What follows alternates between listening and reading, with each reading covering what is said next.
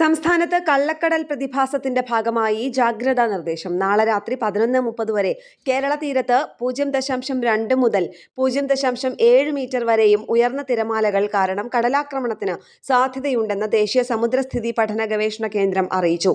കടലാക്രമണത്തിന് സാധ്യതയുള്ളതിനാൽ മത്സ്യത്തൊഴിലാളികളും തീരദേശവാസികളും ജാഗ്രത പാലിക്കണം.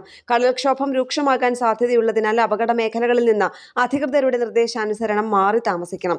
ചെറിയ വള്ളങ്ങളും ബോട്ടുകളും കടലിലേക്ക് ഇറക്കുന്നത് ഈ സമയത്ത് ഒഴിവാക്കേണ്ടതാണ്.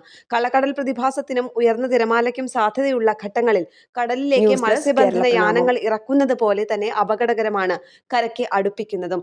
ആയതിനാൽ തിരമാല ശക്തിപ്പെടുന്ന ഘട്ടത്തിൽ കടലിലേക്ക് ഇറക്കുന്നതും കരയ്ക്ക് അടുപ്പിക്കുന്നതും ഒഴിവാക്കേണ്ടതാണ്. മുന്നറിയിപ്പ് പിൻവലിക്കുന്നതുവരെ ബീച്ചുകൾ കേന്ദ്രീകരിച്ചുള്ള വിനോദസഞ്ചാരം ഉൾപ്പെടെയുള്ള എല്ലാ പ്രവർത്തനങ്ങളും പൂർണ്ണമായും ഒഴിവാക്കേണ്ടതാണ് എന്നും നിർദ്ദേശമുണ്ട്. മത്സ്യബന്ധന യാനങ്ങൾ, വള്ളം മുതലായവ ഹാർബറിൽ സുരക്ഷിതമായി കെട്ടിയിട്ട് സൂക്ഷിക്കണമെന്നും വള്ളങ്ങൾ തമ്മിൽ സുരക്ഷിത അകലം പാലിക്കുന്നത് കൂട്ടിയിടിച്ചുള്ള അപകട സാധ്യത ഒഴിവാക്കാമെന്നും മത്സ്യബന്ധന ഉപകരണങ്ങളുടെ സുരക്ഷ ഉറപ്പാക്കണമെന്നും നിർദ്ദേശമുണ്ട്.